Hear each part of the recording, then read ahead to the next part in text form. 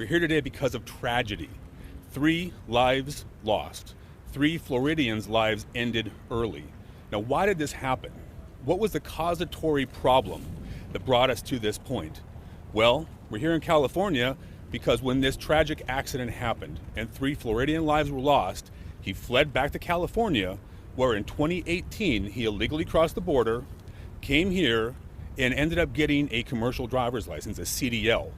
That gentleman, that thug, fled back here because he knew those policies would defend him.